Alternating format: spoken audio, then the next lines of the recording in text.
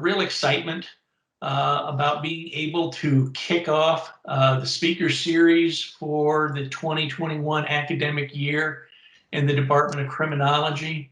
The last speaker we had series arranged was canceled due to COVID. We didn't know if we were going to be able to do this again, and if so, when. All of us got increasingly more proficient with electronic means of meeting, Zoom, Teams.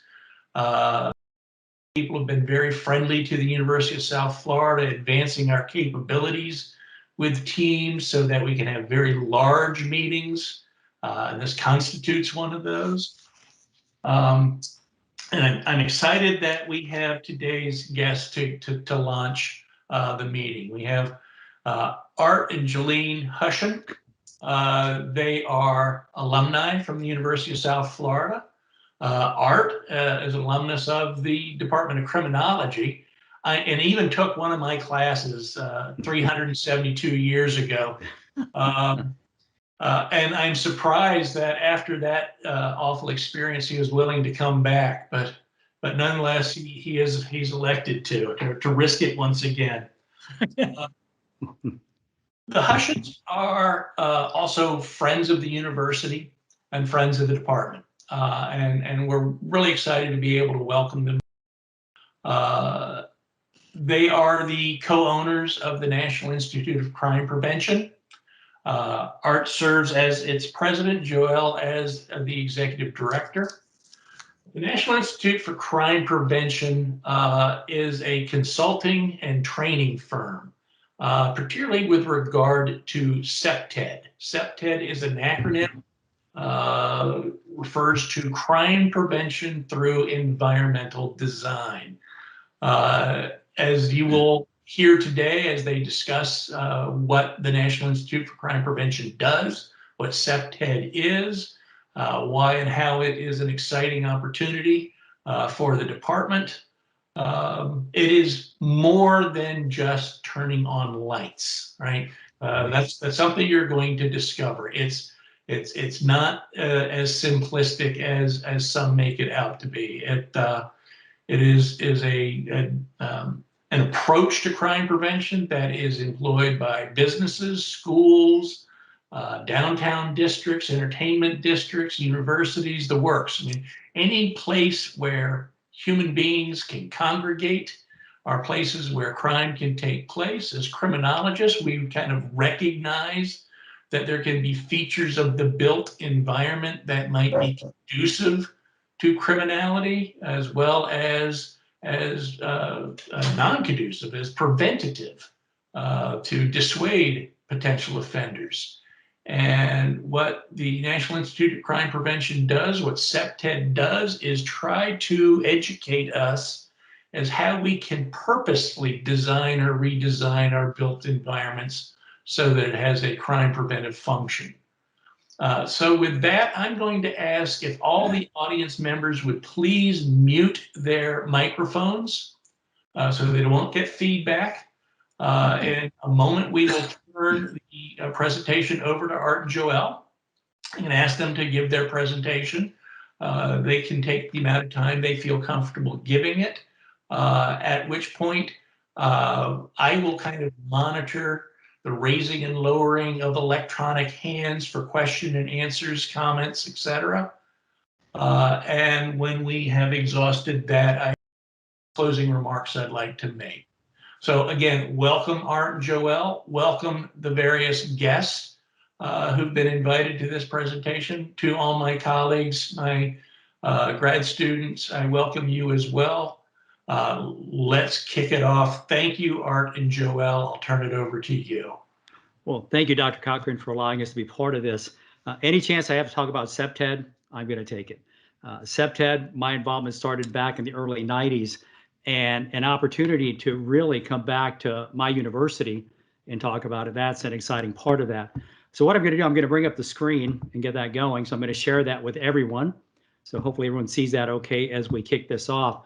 We discussed how we're going to put this together, what did we want to cover, and we thought, well, the best way is just to start at the very beginning, from 1971 and what we're doing with CPTED today. My name is Art Hushin, as Dr. Cochran mentioned, President of the National Institute of Crime Prevention. Founded this in 1999, 30-year background in law enforcement, retired from the Tampa Police Department. Have a BA in criminology from the University of South Florida. Probably the hardest class I took was Dr. Cochran's class. So again, just a reminder for those of you that are taking them, I did pass it. It wasn't easy, but I did pass it. We have the CPTED designation through the NICP. Part of what I did was I designed the state of Florida CPTED professional designation out of the Attorney General's office. I'm also the past chair many times over the Florida Design on Crime Association. I'm sure not too many people even realize there was a CPTED network within the state of Florida, which we refer to as Design on Crime. Been a member of the American Planning Association for some time, and I'm a member of the ASS chapter. West Coast, that's going to be the Tampa Bay chapter for the American Society for Industrial Security. Good morning, I'm Joelle Hushin. Thank you for joining us this morning. My USF connection, as Dr. Cochran mentioned, is that I'm alumni as well. I also worked at USF for 10 years, and I am a member of the USF chapter of National Academy, and I'm currently the executive director for the National Institute of Crime Prevention. So we started the NICP back in '99, and so we've always focused mainly on the application of CPTED, providing practitioners the knowledge and confidence to apply CPTED in their communities. Next slide. There you go. In the beginning, talking about when this started, 1971, for many of us that have been involved with CPTED, we all know where the founder of the program was, and that's going to be with C. Ray Jeffrey. He wrote the book called Crime Prevention Through Environmental Design. He contended the way to prevent crime was to design the total environment in order to reduce those opportunities for crime. What surprised a lot of people, especially when we're doing our workshops around the U.S., is we ask them, well, do you know who coined the phrase or where this came from? A lot of what we get back, well, it's a theory, we understand that, but C. Ray Jeffrey actually called it CPTED. So from 1971, the start, and then we get up to 1973 with Oscar Newman, who wrote the book Creating Defensible Space. Now, he developed 4 concepts to talk about the physical design of building and the occurrence of crime. Territoriality, as far as ownership, how people interact with that space, surveillance, being able to see what's taking place around you, building image, which for us ties directly into maintenance. So we get into this whole scheme of colors and ownership, and then environmental land use, which for a lot of us will relate back to zoning. What's taking place around us? What has that land been zoned for as we think about future development? So from 1973 all the way up to about the early 90s, there wasn't a lot of activity with CPTED. It was there, but not too many cities were even thinking about adding this to, for example, planning and zoning or some of their design standards. The FBI did a paper on it a while back in one of their journals. There was some talk about it. I believe Westinghouse got involved with it just a little bit. But it wasn't until about 1991 where we saw this reemergence of CPTED. And that was with Tim Crow. He was the director of the National Crime Prevention Institute out of the University of Louisville. And he also wrote a book called CPTED. Now, Tim Crow introduced me to CPTED about 1993. This was my first kind of going into what this all applied. I thought I had a good understanding of communities and policing. So my background in that would be with Trajanowitz up at Michigan State University, the National Foot Patrol Center, Lee Brown, the storefront program out of Houston, working with that group as well, the CPOP program out of New York. What Tim did was he opened up my eyes to this one statement: why don't we build it right the first time? And that really stuck with me throughout my entire career. And I started asking designers, I started asking architects, well, why don't we build it this way? Well, it's not required. It's not part of our zoning code. So as a result of that, I realized this is where we really need to start focusing on CPTED. And that is going to be taking a look at design guidelines and strategies. Now, if I didn't mention Jane Jacobs, I just couldn't be able to go forward. Jane Jacobs, the book, The Death and Life of Great American Cities back in 1961, she was the one that really began to focus on neighborhoods, what makes up a community. She came up with this concept called eyes on the street, must be able to look onto the street from inside the building. But we took that and we really began to build off of eyes on the street, not only from neighbor development, residential, but this is also branched into terror mitigation, which we'll talk about later on in the presentation. But her book, Death and Life of Great American Cities, is mandatory reading for several people involved in urban design coming to graduate school.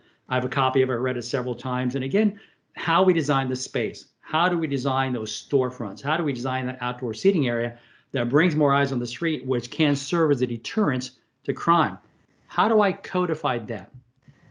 CPTED is defined as a proper design, effective use of the built environment that can lead to reduction in fear of incidents of crime and an improvement of the quality of life. So when we highlight proper design and effective use, what does proper design mean? Well, for us, it looks at, well, how do we build it? How do we design it? What's my building setback? What's my building orientation? What's the width of my sidewalk? How does my landscaping fit into this as well? What about alleyways? What about how many windows on my building? What amount of transparency do I need to bring those eyes to the street? How do I design the green space to bring the eyes out into the park? How do I design the common area to bring the eyes out towards the main entryway? And then what is the effective use? What strategies do we have in place to ensure that people use that space in a positive way, that they show ownership?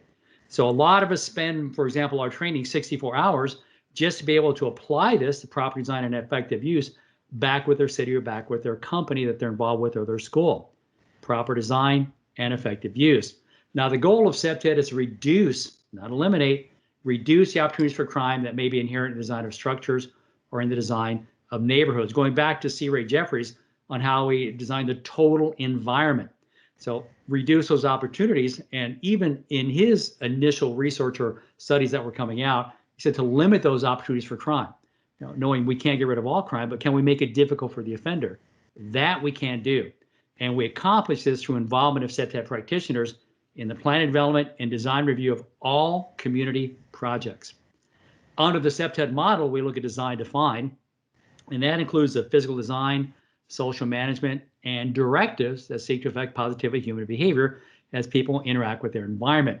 What we find with practitioners and designers as well, everyone's very good at designing the site, but how do I incorporate social management? How do I have those rules in place that ensure people use the space for its intended purpose? So this is an area we focus on under the CPTED program. We also look at the environment defined, and that includes people and their physical and social, how we build it, how we use it, how we program activities within that space to encourage that people take ownership, bring more eyes to that site, and in turn, that makes it a little difficult for the offender to be successful. Law enforcement side, we see a reduction in crime rate. We also see a reduction in calls for police service. So again, lots of opportunities to get this done. CPTED is based off these 4 overlapping strategies, which are natural surveillance, natural access control, territorial reinforcement, and maintenance. Now, the predominant one out of all these is natural surveillance. When I work with different groups around the country, we're holding our sessions, natural surveillance comes up quite a bit. You know, the type of fencing we use to promote natural surveillance. Transparency, for example, downtown corridors requiring 70% transparency on their storefront to provide that natural surveillance. Natural access control, again, how do I guide people to where they need to go to? Territorial reinforcement, how I show that ownership, and then maintenance. And maintenance is a key part. I really want to emphasize that. We do a series of workshops with planners. And for example, we did one up in the city of Raleigh, and we had teams doing assessments, CPTED assessments of parks. And what was surprising, when we had the teams come back to present, we asked them how many issues in that city park could have been addressed with a good maintenance plan. Not adding cameras, not adding additional patrol, security, just maintenance. And the largest number I got was 90%. 90% of issues within that space could have been addressed with a good maintenance plan. So again, these are the 4 overlapping strategies that we talk about when we focus on applying CPTED in our city or within that company.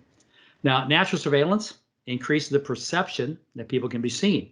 We talk about the placement of physical features and activities that maximizes visibility. And there's a lot of ways we can do that, so I'm going to highlight a few of these as we go through this. Designing landscape that allows clear, unobstructed views of surrounding areas. And how do I ensure that working with landscape architects? I know by city code, we have to provide landscaping, but nothing says I can't be species specific. And when I'm looking at species specific, we begin to codify that or set that as a design standard, which we'll talk about in more detail. I want to improve visibility with lighting and transparent building materials. Again, I'm going to codify that as well because I want to bring those eyes to the street, going back to Jane Jacobs. How can I look out on the street when I don't have windows? How can I look out of the street at nighttime when I don't have proper lighting?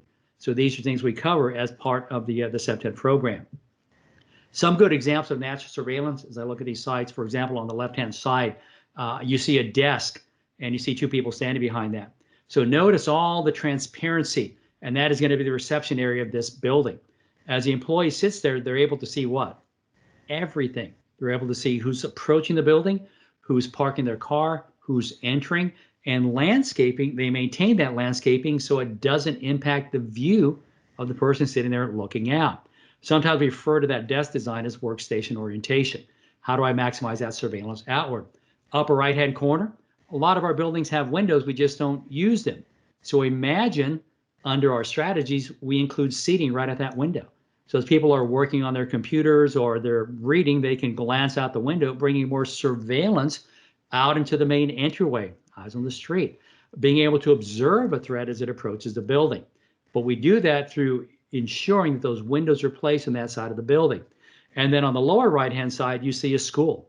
And schools, we look at movement coming through, we look at pedestrian corridors. So how do I bring more pedestrians to that side, providing windows to bring more eyes out towards the entryway, more eyes out towards the lobby? Again, making it for the offender, making it more difficult for the offender to be successful. Natural surveillance, we look at lighting. Want to avoid lighting that creates glare or shadows. And then avoid the creation of building entrapment areas. So on the right-hand side, I'm not going to go into which city hall this is, but that is an entryway to a city hall for employees coming to this building. And you can see the person standing at the bottom. So if we start looking at some of the building designs, there are a lot of entrapment areas, what we sometimes refer to as ambush points, where you cannot see around the corner. So because it's designed that way, we have to use other strategies to address that, which in this case might require a mirror. So again, but why was it even built that way in the first place? Why am I blocking that view? And the lighting on the left, we talked about avoiding glare or shadows. We have lighting standards that we talked about, which we'll address in more detail a little bit later on. No glare. Again, I want to provide those eyes in that corridor, and lighting plays an important component of that as well. Natural access control. How do I control access to the site? How do I physically guide you into that main entryway? How do I design the street? How do I design the sidewalk? What landscaping do I use on that site? Well, first thing, I know it sounds really simple saying it, but we don't see it when we look at some of our buildings. Ensure that entrances are visible, well lit, and overlooked by windows. If you notice in the photo on the right, you see that face that's kind of looking out, eyes on the street. There's Jane Jacobs looking out to see who's approaching the building. So we want it to be visible, well lit. Clearly define the entryway. We want to highlight that. Term that we use is celebrate the entryway. We want to eliminate all the excuses why people get lost. I don't know where to go. So they wind up going to the wrong side. In turn, security or law enforcement has to respond. Staff has to respond. Can I help you? Well, I'm trying to get into the building. Well, you need to go that way. People just get lost. You don't know where to go. So besides celebrate, we want to highlight that. We start looking at our focal points to guide you, transition you from the minute you park your car all the way up to the sidewalk into the main entryway. So we want to clearly mark those walkways and paths. And then we want to include a comprehensive wayfinding system that gets you to where you need to go to. And we want all of that to be at pedestrian scale. We want to make the decision-making easy for people that want to visit that site or use the space. Because the more comfortable we are, the more likely we will continue to use that space, continue to bring more eyes to that site, and again, making it difficult for the offender to be successful. Natural access control. If we take a look at a typical design, now here's a school. First thing we look at, that celebrated entryway. Notice the height of that entryway as we approach the building. All of our sidewalks lead us where? To the main entryway. And to bring more visual activity to the site, notice the color of the bollards that are there, the decorative stones, using red and yellow. The best colors to attract attention, red and bright lemon yellow. So I'm bringing your eyes in. That becomes the focal point. You're transitioning into the main entryway. I have windows overlooking that entryway, bringing more eyes to that site, again, making it difficult for the offender. My normal users, people that I want to be in that space or to use that space, feel very comfortable because they feel if something that happened, people will be able to see them and respond to that. They feel safe and comfortable. They'll continue to use that space. But I want you to see, based off natural access control, how every sidewalk, every crosswalk takes you where? To the main entryway of that building. Territorial reinforcement, another strategy that we focus on. We talked about physical attributes that express ownership. This will get into the use of fencing, not any type of fencing, which we'll talk about in more detail, but decorative see-through fencing. Now we're going to get into the codes and standards in just a little bit, but it would surprise you to know that many cities now have codified the type of fencing that's allowed on your property, which is going to be decorative see-through fencing. Why the decorative see-through fencing? Well, surveillance. I can see what's taking place. Eyes on the property, eyes on the street. Use of pavement treatments. Again, we're trying to show ownership, territorial reinforcement. So the pavers play an important part of that as you transition from your public space to your private space. And then the use of signage, which is designed right at pedestrian scale. And then we look at having sign that reflects the building. So we're extending the footprint of the building a little further by the use of signage and pavement treatments, letting everyone know, hey, you're coming onto our property. And so we see a change in behavior, we see a change in ownership. This also includes landscaping, lighting, and design elements. So let's talk a little bit about landscaping under territorial reinforcement. Under landscaping, we follow something called the 2-foot, 6-foot rule, which means landscaping, low ground cover, not to exceed 2 feet in height. Lower tree canopy is going to be 6 foot and higher. Working with our landscape architects, we codify that so we're species specific. And as a result of that, we provide what? Surveillance. Now, as you approach my building, you can see what's taking place. As you approach the campus, you can see what's taking place. As you approach the main entryway of the school, you can see what's taking place. So maintenance does not become an issue. So there's value in that when we think about savings. Lighting, under the CPTED model, lighting has 2 purposes. And the main purpose for the illumination of human activity. So people can see where they're going to. And so now we start looking at lighting type. We get into LED lighting, we get into cutoff fixtures, we get into Kelvin temperature, color rendering index, which is all codified as part of the city requirements. Now for private sector, that becomes your design guidelines or your construction standards. And then all design elements, which in many cases, some of those design elements, we have input from the people using that space to create this sense of ownership. This is our building, this is our site, we're going to take care of it. I enjoy coming here, I enjoy being part of this community. An example of territorial reinforcement, this is going to be a school. Notice a nice wide sidewalk. So we get into streetscape design a little bit later on, but notice the fencing, see-through fencing.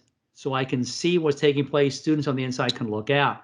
To extend that ownership even into more detail a little further, there's some information the students put on the fence. You know, it could have been World History Week, it could have been history of the school, but as you're walking, you can read about the school itself.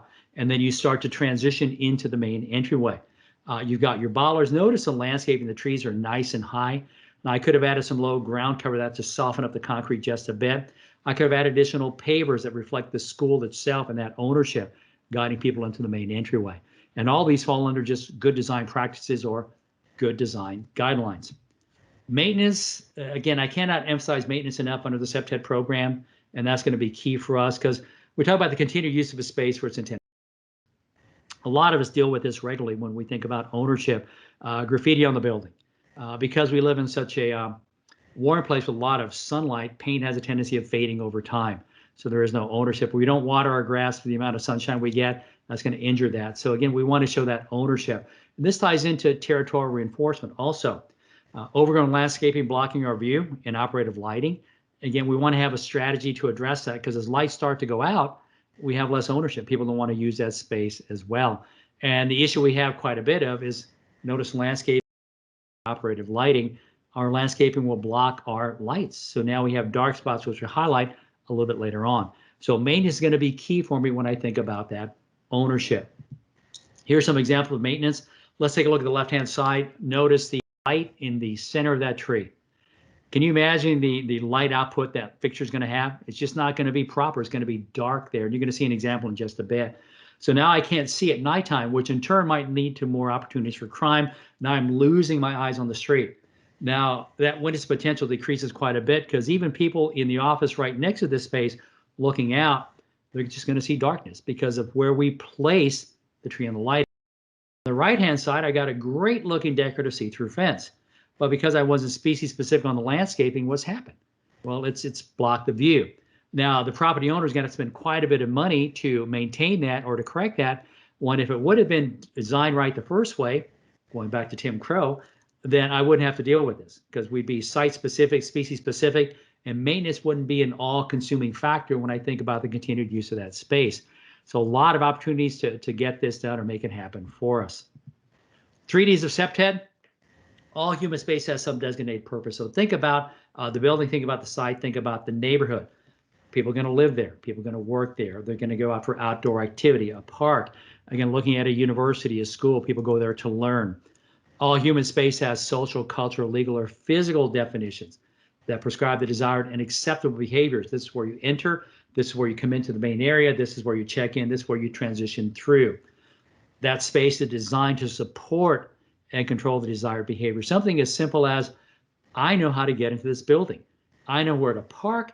I know where the sidewalks are. I know how to enter into the main entryway. I know where the elevators are. I know where the offices that I need to go to, because it's designed to support that behavior. So under designation, what is the designated purpose of the space? What do we want to do there? If we take a look at a park, how do I want people to enter? Where do I want the kids to play? Where do I want the playground equipment? Where do I want to place the restrooms for those people using the park? What purpose was it originally intended? Is it new construction or is it a renovation? Now, new construction is a lot easier for me to focus on the intentions or what we want to take place in the building.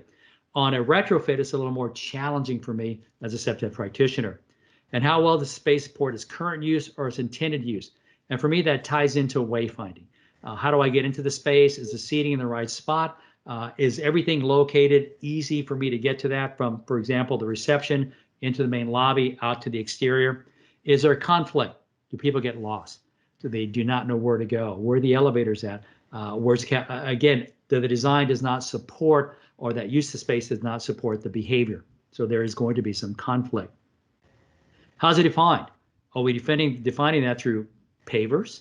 And we talked about that, decorative see-through fencing, landscaping, lighting, all elements to show ownership as we define that space, because we want to be very clear who owns it. And again, if I can extend that ownership beyond the building all the way to the sidewalk, I'm going to start focusing on that change of behavior as people transition into that space.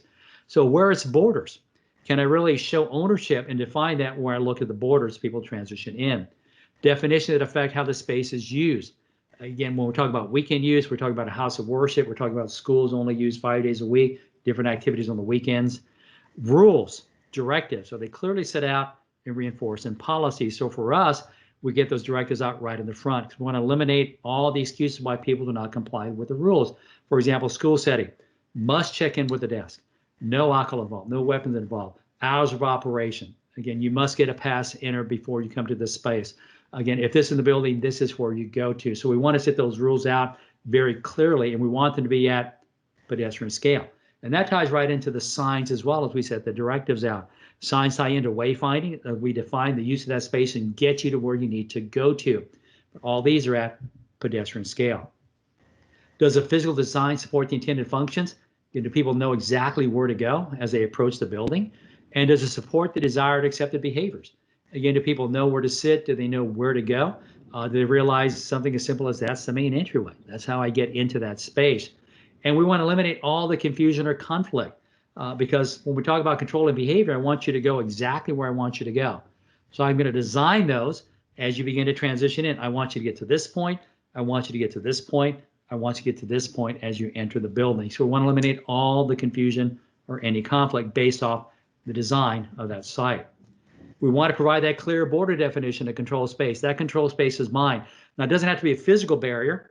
It can be a decorative element to show that ownership, and that goes into territorial reinforcement. Transition zones that indicate that movement from public to semi-public to private space. Again, public space, we all know, is difficult to control activity there, but the minute you start to transition over to my, I can really highlight that through good design strategies to show you coming into my space. And in the private space, again, we have that celebrated entryway using those focal points to get you exactly where you need to go to. Gathering areas, where do we place them? A lot of us deal with outdoor gathering areas. We want to design those in a way so we bring more wind or surveillance out into that main entryway. Bring more surveillance out, we might have questionable activity or behavior, bringing those eyes out to that spot. And all that ties into access control. Again, bring you to where you need to go to. And I can increase the perception of reality of natural surveillance by looking at movement. I began to look at pedestrian corridors. I began to look at how people move from point A to point B. And by rerouting that foot traffic, I can bring more surveillance to a certain area. I can add windows. And again, windows, there's this perception that someone's behind those windows looking out. So a lot of opportunity to improve that feeling that someone's watching what's taking place. Safe activities in unsafe locations to promote that natural surveillance, perception of safety, and then place unsafe activities in safe spots to overcome the vulnerability. For example, a safe act in an unsafe location. I've got a main entryway. I might provide outdoor seating for my employees or staff to sit there, which is a safe activity, people coming together and interacting socially. The unsafe location might be the entryway into my building. Not unsafe where they're at risk, but that's where the threat is coming from. So I'm bringing more eyes out to where I might be vulnerable. Just more surveillance to observe that movement as people transition in from the transit stop, the parking lot, into the building. I have an activity taking place to observe that movement, but I have to design that location in such a way that encourages people to sit there and use that. So a lot of thought goes into how we design those activities or those locations. Unsafe activities and safe spots, something as simple as looking at a park. Let's say in a park I have young kids and I want to design a kid space. So that kid space for toddlers, do I put it right by the sidewalk or by the street or the parking lot, or do I centralize that in the center of the park? So now people have to transition in to use that space. I'm going to put it in the center. I'm going to look at providing decorative see-through fencing around where the kids are playing, so they've got a good view of someone who's approaching that, because that unsafe act is a child wandering away or an abduction. So I want to place it in such a location so we've got good surveillance of people approaching that, and design it in such a way that parents take ownership and they can observe those people that are approaching where the young kids are playing. Unsafe activity and safe spot. If I'm looking at another type of setting, for example, a healthcare facility, would I put my pharmacy, for example, right at the main entryway? Well, no, that unsafe activity might be a robbery or a theft, so I'm going to put it in my building. If I'm looking at a store design, do I place the register right at the doorway? No, I might put that deeper into my building. Articles that have a high value, do I put them at the main entryway or deeper? I'm going to put that deeper into my building. So which might be unsafe, theft, I'm going to make it a little more difficult for the offender to be successful based on how I place that activity. CPTED strategy should also include, we talked about fencing and walls, offers transparency for surveillance. Now, a good example for students at USF is the fence around the campus.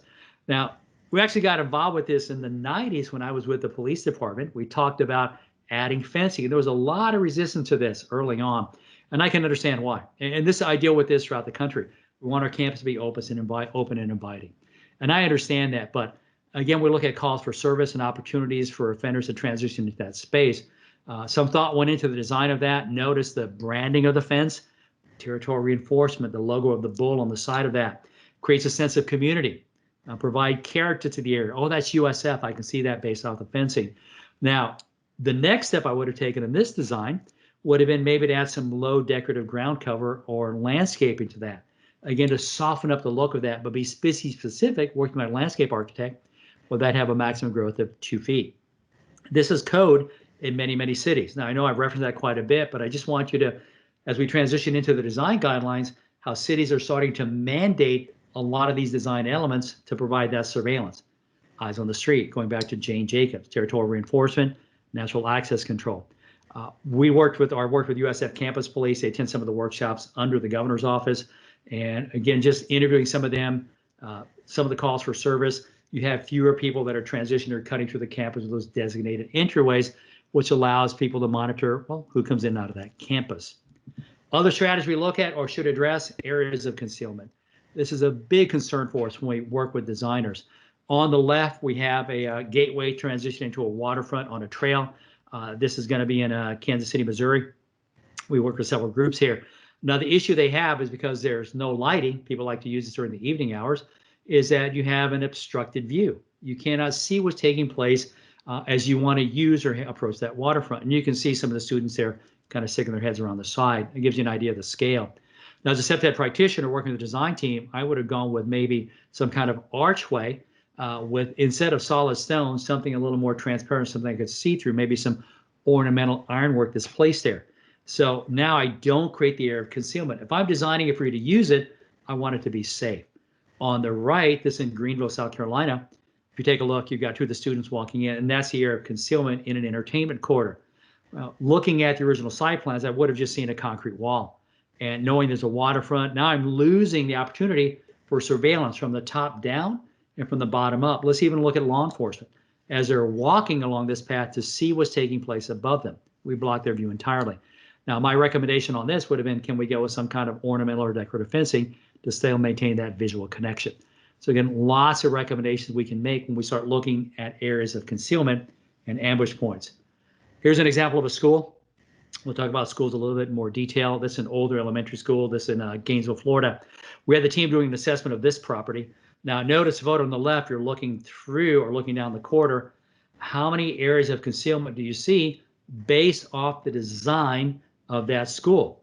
On the right, you see all the team members taking their heads up, saying, I can hide here, I can hide here, I can hide here, I can hide here. The issue we're dealing with today is active shooters. So how do I address that after construction? These are things that CPTED practitioners are able to do by maybe adding mirrors, by looking at other decorative elements, by looking at doorway design or placement. Worse than here, maybe adding some kind of physical security component, which isn't a CPTED component, but maybe some design elements to improve surveillance along that walkway. And this is what we're dealing with building after building after building, especially some of our older buildings. Areas of concealment, landscaping. This is an entryway coming into a community center. Now, facility maintenance designed this in such a way to use the landscaping to show ownership. Great idea, but the location is what's a big concern for us. Can you see beyond that, especially for nighttime use, because you see no lighting, but I know we use this building at nighttime. So how many of you can see the offender right in the landscape? And then you realize, oh my gosh, there they are, as you walk out to use your car, especially during the evening hours. Throw this tie this into an elementary school that's used at nighttime for community events. Look at a community center, look at a movie theater, looking at a campus at nighttime use. Sometimes we create the areas of concealment. We create the opportunities for the offender to commit that crime. So we have to address those areas of concealment constantly as we go from site to site.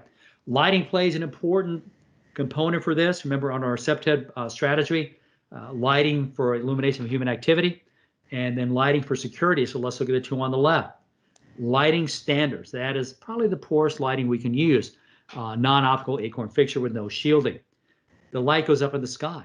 It's not on the ground where it needs to be. And if I don't know if you can notice, there's someone standing directly underneath the light. Can you imagine the officers showing up on that site to take the report? Well, excuse me, so the person that attacked you, where were they hiding? They were hiding directly under the light. That's kind of hard for us to picture that because we think lighting is the thing that lights up a whole space, but it doesn't based off the type of lighting. On the right-hand side, we have the light shining down, which is codified in many jurisdictions. So on the right, I'm not even concerned what you're wearing. We designed that lighting in such a way to keep the light on the ground. And if we're talking sustainability, we're not wasting energy. Lighting where you need it, and we codify that. And then we get into Kelvin temperature, we get into color rendering index, which all CPTED practitioners are aware of as they began to work with cities or private sector groups to look at lighting and improving witness potential. This ties into camera placement as well, and just the feeling of comfort that people use that space. We want to activate spaces. That's key for our CPTED practitioners also. I mean, on the left, you've got a blank wall that we've added a mural. I just did a workshop through another group called Using Public Corporate Art as a Crime Prevention Strategy. And a lot of emphasis now, and this ties into territorial reinforcement, natural access control. It ties into placemaking, tactical urbanism, all things that tie into CPTED. But here on the left, you show that ownership. Again, the community cares about the site. On the upper right-hand side, we've got our signal box program. We've got this artist painting a signal box to show ownership. The city of Tampa is involved with that as well. In the center, you have the USF Bulls.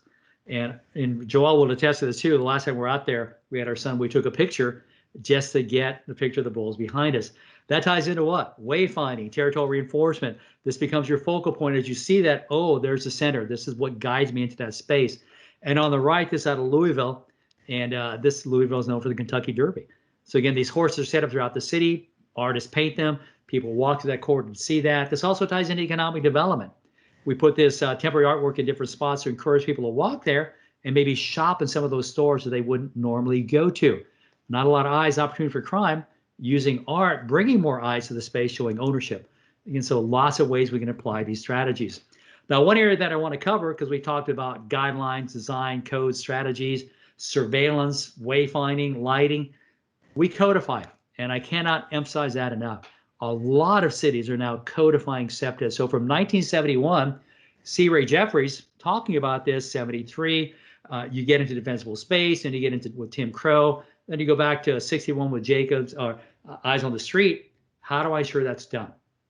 we codify it. So MuniCode is the way you can go to or take a look at this. Would it surprise you to know that the state of Florida, we did a workshop with one group and we put all the data together.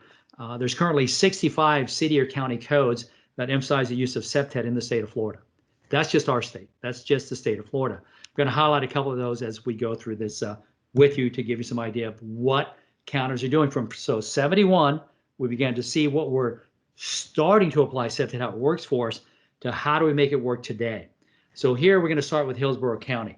That's right here at Tampa. So first thing under Site Development Plan Design Standards. Now, a lot of people are surprised when they learn, especially criminologists, because when I started at USF and looking at this, I wasn't fully aware of what we could really do with CPTED.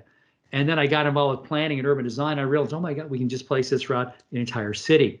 So the county, Hillsborough County, CPTED, talk about the proper design and effective use. So I'm not going to read all of these. I'm just going to highlight some portion of these. We go through this. CPTED principles, provision of the act.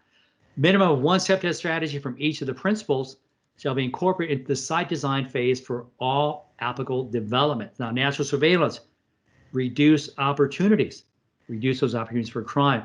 And we're going to go back to C. Ray Jeffries, limit those opportunities for crime. We talked about limit those chances for the offender to come onto that space unobserved. We're going to improve that with natural surveillance, easily identifiable store entrances, accelerated entryways. The natural access control, increase visibility in and around that site to help reduce crime. And we see the strategies that are listed underneath that as well. Territorial reinforcement, features that can be used, private areas, public space to show that ownership. Now, the second bullet point underneath, landscaping, special pavement, low.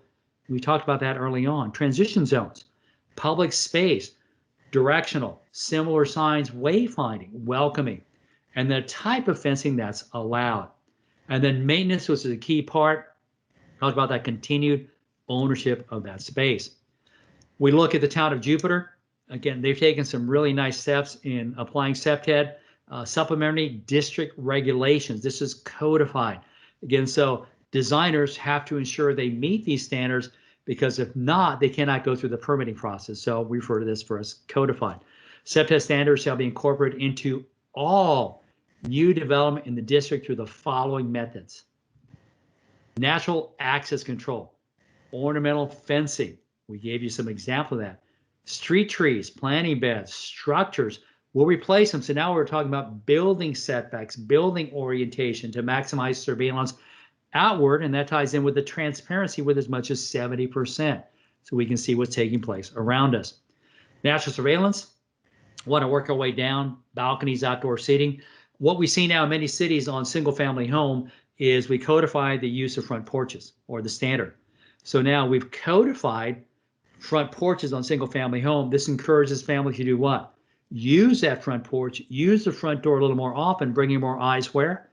More eyes out on the street. Incorporation of artwork, ownership, murals, sculpture, public place.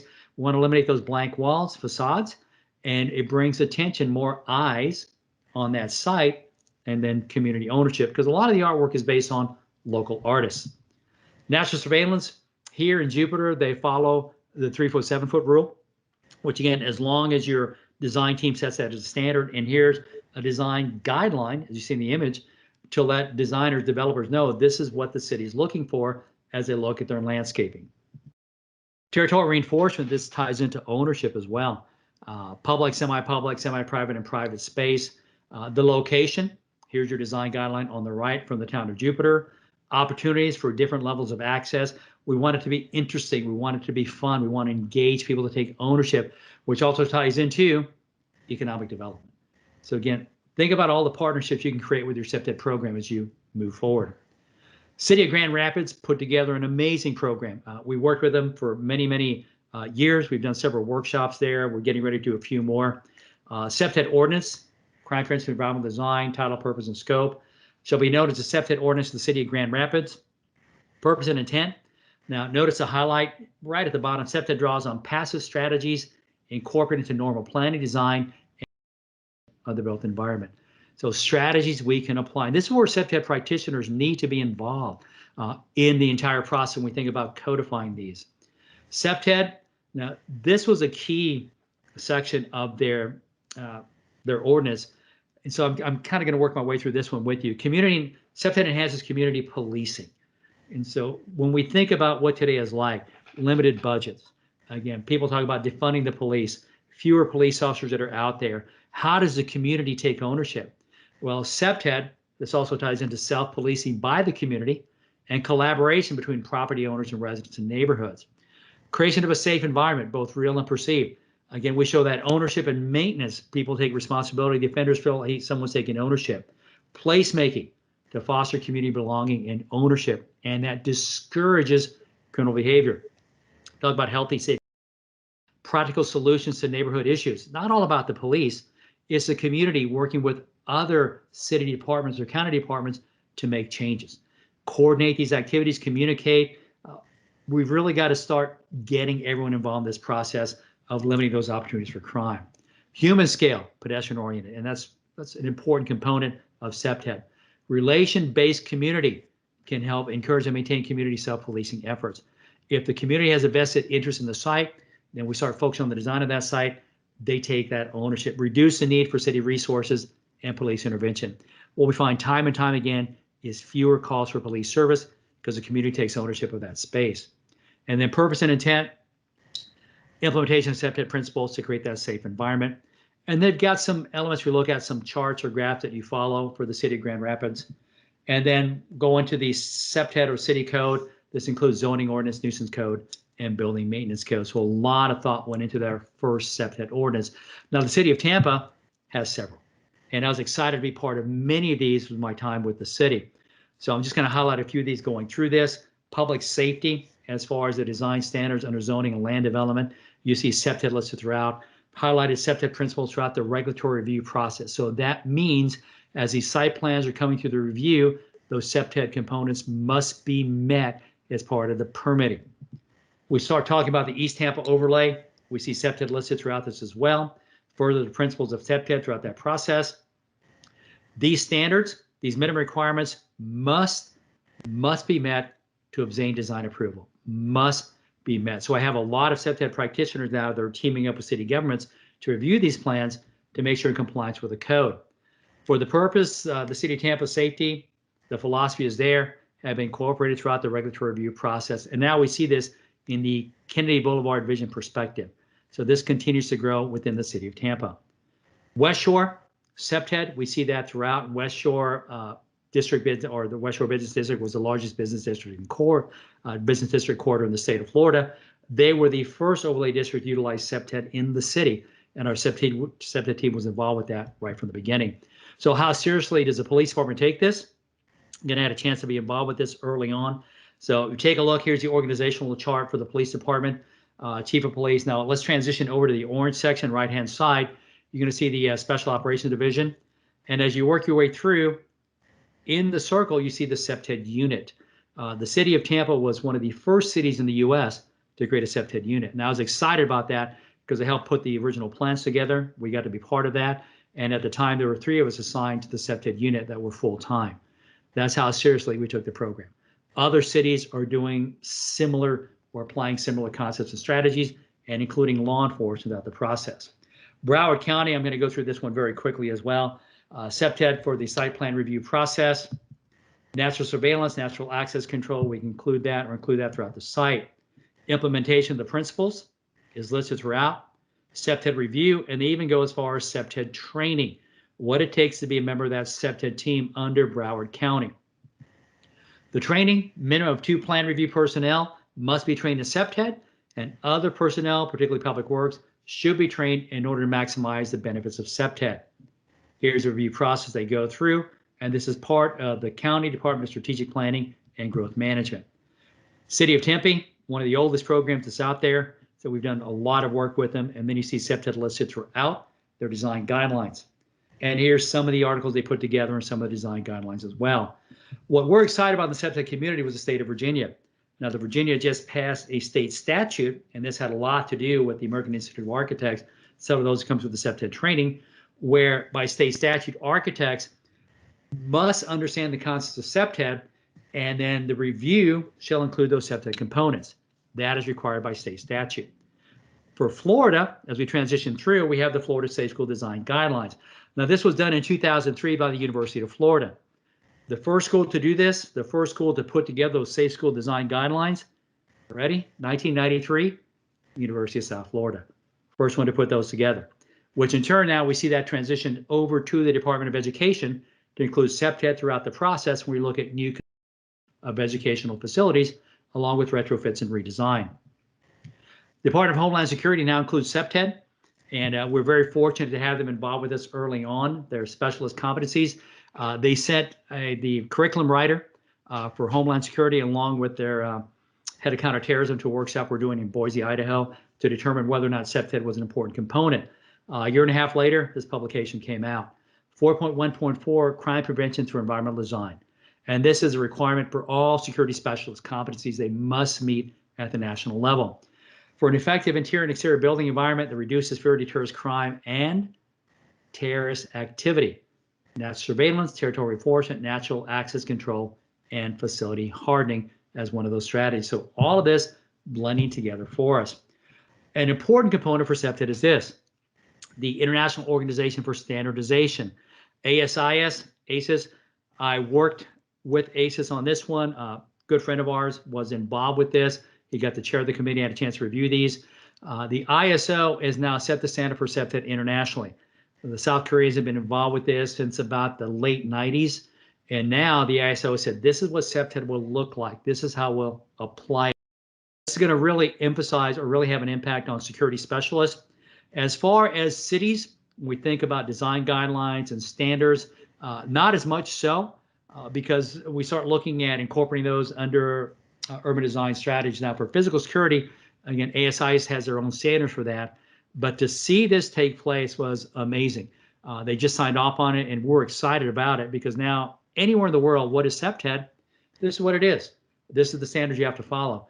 And the US had a strong fingerprint in this in ensuring those were met because it's tied into the CPTED that we see in the US.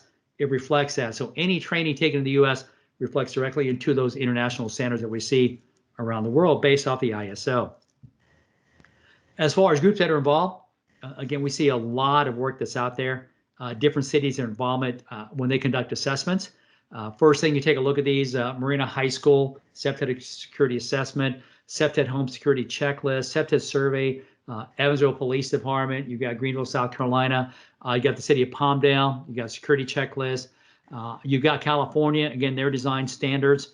If you notice the one on the upper right-hand side corner though, CPTED School Assessment. The CDC was involved in putting that one together. And the CDC really spent some time organizing this. Now, the team that was involved with this, they're CPTED practitioners out of Florida. And it's one of the better manuals that I've seen out there as far as use. It focuses on a true CPTED approach to applying these in school design and safety.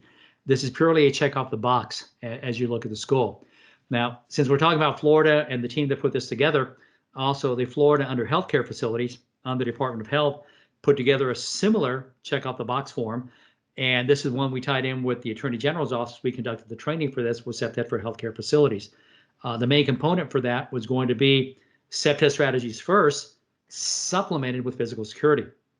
So we not only see that at the state level, we see that at the federal level as well.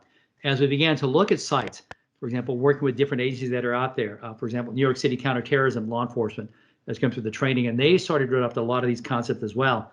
How do we design it? How do we apply it? If I can't do it that way, let's supplement that with physical security.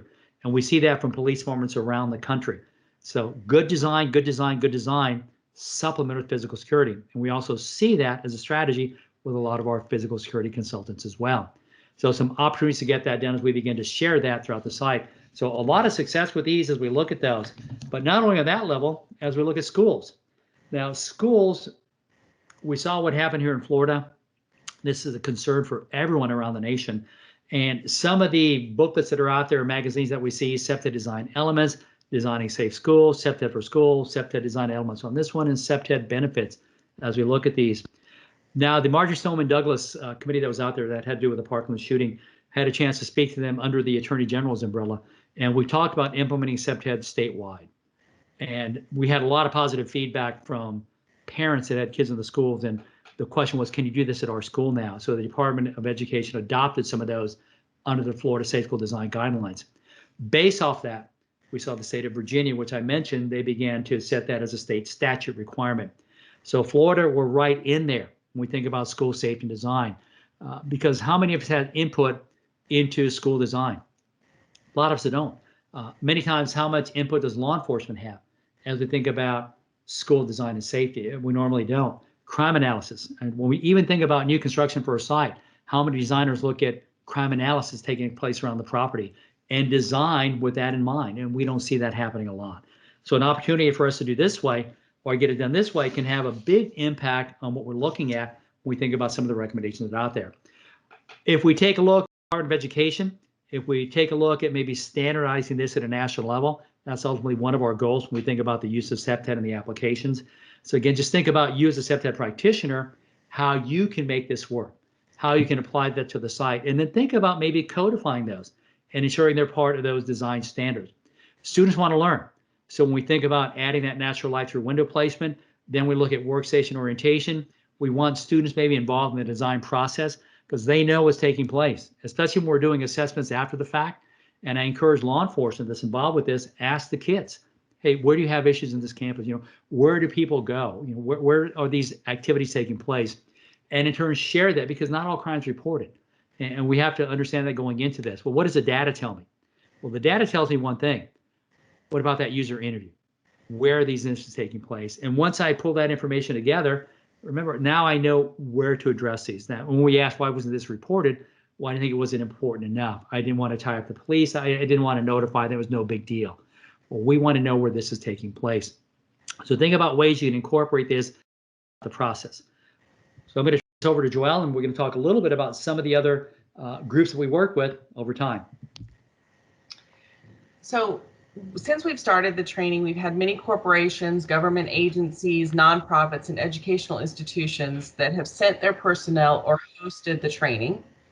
So most have adopted the CPTED strategies to their current sites and are adapting them or adopting them for their future facilities. So we've worked with, many. This is just a few of the companies that we've worked with. We've heard back from a number of them because they send new employees through or different people through. So for example, we heard back from the people at Glock that after their initial group came through the training, that they completely redesigned their public entryway for their headquarters in Smyrna, Georgia. So it's funny to get these, or it's great to get these feedback from people as they start to apply it and utilize it. We've also worked with, next slide, please, a number of government agencies and nonprofits to work on things for them or to incorporate. So this is just a few of them. For the American Institute of Architects, they offer 40 CEUs for people that come through our training. The American Planning Association allows for 8 maintenance CMUs for their people. The Department of Transportation has us listed on their website recommending CPTED training for the people that are involved in projects with the Department of Transportation. So, and one other area that people are focusing on more now is health. And so we have a multi-year grant with the Department of Health and Senior Services in Missouri to provide CPTED training to a variety of people that are involved throughout the state in the issues of health. So it's schools and libraries and hospitals and public health agencies. So they're sending large numbers of people through the training so that they can start applying it, because they feel that if people feel more comfortable with their communities, then they're more apt to go out and use them, be active outside. And so then they would be possibly more likely to exercise and be more physically fit and healthy. And so that it correlates. So the safety correlates into being more active. And then the next slide is just a list. I'm not going to go over all of these, but this is a list of some of the universities that have participated in our training, sending a variety of personnel such as architects, facilities maintenance, campus security directors, campus police, and faculty through the CPTED training. So our goal, the company's goal, is to provide the best and most accurate training possible with a hands-on approach, so we help participants gain the knowledge and confidence to implement CPTED in their community, organization, school, or corporation. So we have developed a curriculum that provides the principles of CPTED along with hands-on practical application exercises, including charrettes, blueprint reviews, and field assessments for a variety of settings. We divided the CPTED principles into our basic and advanced courses. In the basic course, we cover the topics that are listed here. So everybody gets a general feel for what CPTED is and how it can be applied. This is where we talk about codifying it. This is how we talk about forming partnerships with your planning and zoning departments, how to write a report. So they get a understanding and be able to go back and apply it right away in their community. For the advanced course, we cover more specialized topics such as schools, color and human behavior, terrorism, transportation, and parks. And then for participants that have already completed the basic and advanced course that were interested in adding additional information to their CPTED toolbox, we've developed some specialized topics courses that they can take as well. So in 2013, we decided that after being asked by a number of our participants that they wanted to have some type of a designation or certification that they could have to represent their level of understanding of CPTED. We had developed a similar program for the Florida Crime Prevention Training Institute underneath the Attorney General's office, but people outside the state of Florida wanted something as well. So we put together a curriculum and guidelines for people earning the designation outside the state of Florida that sort of mirrored the same professional standards that we had developed with the state. So we require that they take 64 hours of training, so they must complete the basic and the advanced course. They are required to do 6 graded hands-on activities and take 2 exams. And once they complete that successfully, then they have the designation for up to 4 years, and then it has to be renewed at that point. So we are interesting, like everyone else, we had always traditionally had all of our training in person. So we had been doing training for over 20 years and had always been in person because we felt that the networking and the hands-on activities and the field assignments were a very important part of our training. But then COVID happened, and all of a sudden that wasn't an option. So we were able to spend some time in March and April putting together an online training platform that mirrored the valuable information that we shared in person in an online format. So now we have all of our courses available online as well as in person. So we'd like to thank you again for joining us, and please don't hesitate to contact us if you have any other questions or need additional information. So Art and Joelle, thank you so much. Art, I was greatly impressed that you were able to give that presentation in one breath. It was all extemporaneous. It was remarkable. Really, really cool. So, I want to kind of elab a little on some things that struck me, particularly for our graduate students. Not everybody who comes into a graduate program in criminology is going to exit with an advanced degree and go out and be a practitioner in a criminal justice agency, or come be a researcher for a university or an agency, or become a university professor. It's not for everybody, right?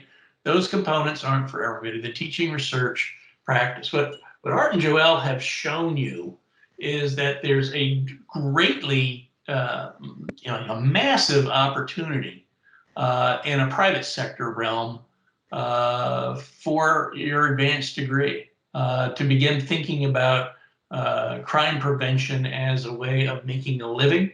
Art and Joelle exemplify this with their National Institute for Crime Prevention, the training seminars they offer. They have been gracious to offer seats in their training institutes. 2 of our students have already, are going through it currently, Lexi Gill and Natasha Maloch. There can be room for others in the future if you are so interested, inclined, please let me know, and I will forward names on to Art and Joelle, and we'll see where it goes from there.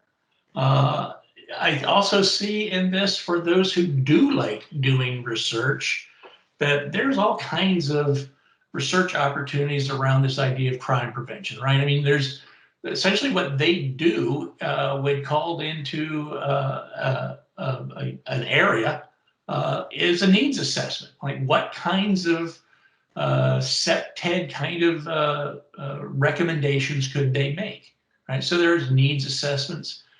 Presuming that the entity wants to pursue further, then there's process evaluations to assess how, you know, the fidelity that is being followed with regard to CPTED practices. There can be before-after outcomes assessments to see if indeed CPTED intervention has the crime control, crime reduction capabilities that it argues to have, and there can be cost effectiveness assessments. So there's just a bunch of opportunities. There's data opportunities, research opportunities. So for those of you who are thinking about a thesis, a dissertation, a future employment, give this some thought. It's not for everybody, but neither is doing the kind of criminology that your faculty do. That's not necessarily for everybody either. So with that, what I will do is turn the time over for some Q&A. It will be best if you raise your hands electronically if you want to ask a question or make a comment or suggestion. I will call on you. You can open your mic at that time, and we'll take it from there. So any questions or comments from the audience, please?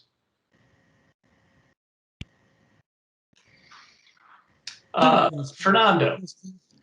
I work with some marginalized communities of different cultures, and I'm curious about how you incorporate cultural elements of given communities into the CPTED development of these facilities in their community.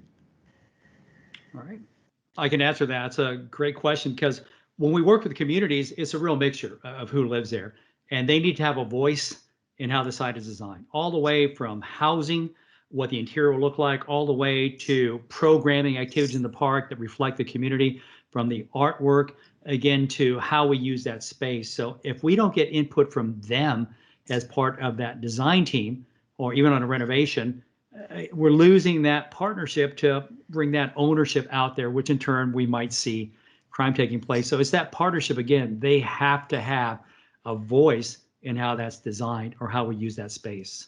Okay, thank you. You're welcome. Fawn.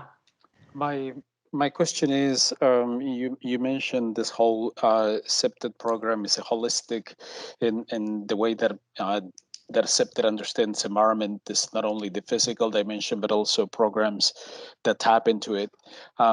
I was curious to hear what are the alternatives, the framework of the police initiatives that CPTED frames within this concept. As far as the police initiatives, our goal is to try to move the police away as quickly as we can. Now, the police will help set up the foundation. They'll be part of the team. They understand crime, but very little time do they spend talking to designers and city planners on what design elements will help deter some of that behavior. For example, alleyway design, stairwell design, parking garage entry design. They might come in and recommend panoramic view elevators on a new construction to provide surveillance as you go from floor to floor. So again, they have to have a role in the beginning. Now, we always love to have a liaison from the police department there. We still like to have that person from the police department involved in the design review with city planners to sign off on those projects to ensure compliance with the code. So again, they play an important role. Now, some cities set the CPTED unit, as we saw with the Tampa Police Department. The city of Sacramento, California did something very similar. They assigned a sergeant at the time to lead the team. The city of Raleigh, for example, police department, we did a workshop there, and their chief came in and addressed it and sent 60 officers into the training, giving up a week and a half of their patrol duties to come in and learn CPTED to apply it back in their neighborhoods. So again, it all comes down to what you want to do with the program. Thank you. Now, Fawn, I'm sorry I jumped the order. No problem. Thank you, Art and Joelle, for a very interesting and informative presentation. So I study stalking, and sometimes I would hear stories about a certain celebrity whose home get broken in. And surely these individuals has the money to have 24-hour security, or they probably have very sophisticated security system. And yet these crimes still occur. And so I was wondering if you have had the opportunity to work with celebrities or politicians that consult with you to help them make sure that their homes or are safe, or that they could prevent crimes like being stalked or burglary, stuff like that. Now, Thank you. You're welcome. I can address that through my time at the city police. I can tell you, from heads of corporations to generals in the military to you name it, we've done the assessment of their properties. So what I try to do now is I'll work with, for example, the security team or the groups that's there. They say, we have this project, and I will work them on the process of putting that together, what to look for, how to design it. We get so caught up in physical security, electronic security, that we lose that human factor. And that's the downside. Nothing beats being able to see, nothing beats who's my neighbor, nothing beats can you see who's on my property to call the police. No, I've got cameras, I'm safe. And so that's the issue that we're having now, is we get so comfortable in that bubble, we kind of lose the connections outside for safety and security. So, but yes, we have worked with quite a few in the past. I've worked with a lot of teams that do these. I hear some of the stories. Right now we have several members of I wasn't going to be dropping stuff, but Los Angeles Police Department are taking the training, and they're going back and doing some of the assessments themselves on some of the properties, because they said, how do we do it? How do we do it? Well, let me walk you through the process. So, but yes, to answer your question, yes, I have done some of those. So yeah.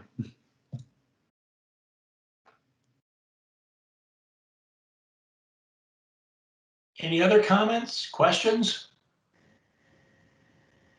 So when we originally set this up, this was a chance to meet the Hushins. That was how I originally thought of titling this. And we did get that opportunity to meet the Hushins, but we got to go well beyond that, right? I mean, as Art and Joelle were presenting what their National Institute for Crime Prevention does, what CPTED is, how it works, how it applies, it struck me that we also got to know them, right? And again, they are alumnus of the University of South Florida. They are friends of the department. They have sponsored some students going through their training. There's opportunity for more, potential opportunity for more. This is a place where you could find employment going forward outside of the academy, outside of law enforcement agencies, and still do good criminology. And I'm excited about that.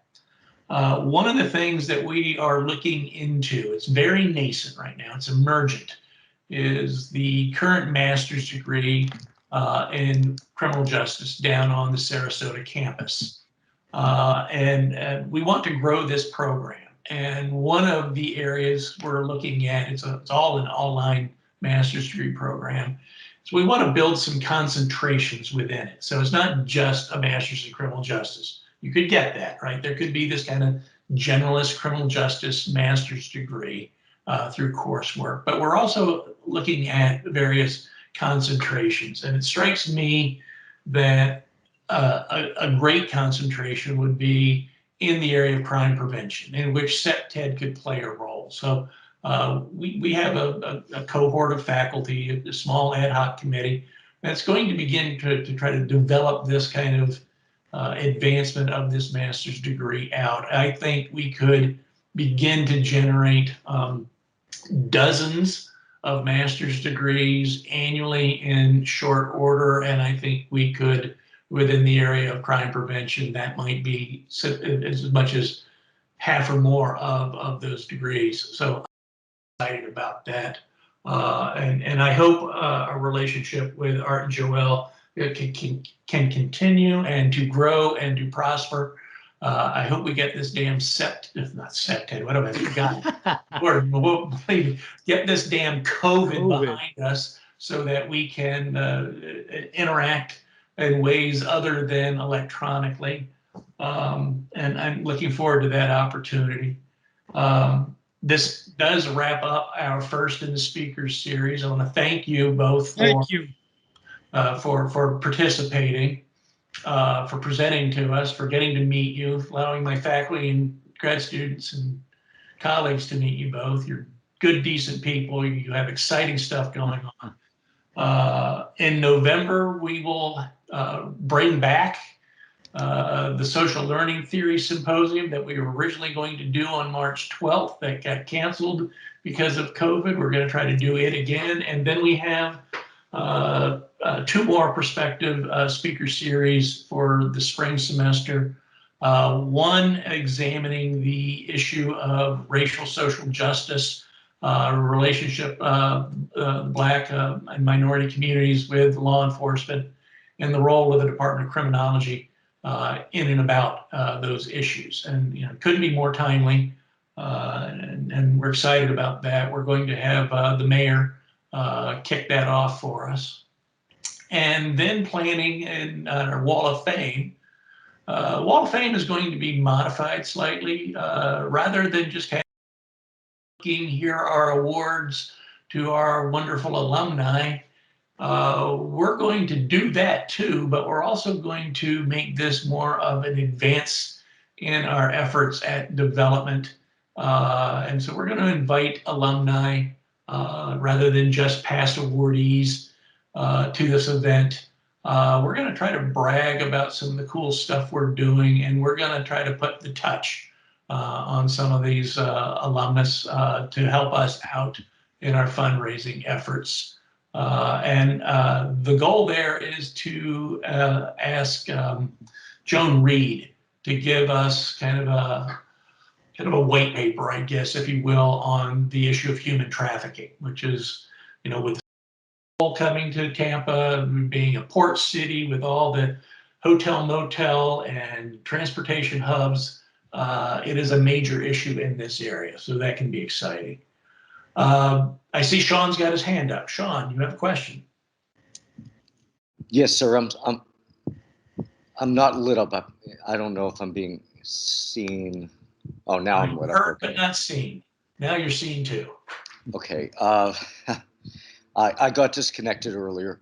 I just want to let you know, if you do something on law enforcement, I would symposium. I'd really like to be included in it, since I was a trooper for 10 years. And I can give some good information on the good and the bad. And I'm going to mute. I had you in mind, frankly, when I was thinking of grad students for whom CPTED consulting, training, and then consulting could be a career option for you. So if you are interested, send me an email. I'll forward you to Art and Joelle, and things can happen from there. It would be valuable for you also to meet with Lexi and Natasha and hear about their experience with it as well. So, just send me an email and we'll work on it. Again, that's also an open invitation to all the grad students. Please understand they cannot support all of you going through at one time. We're going to have to be selective.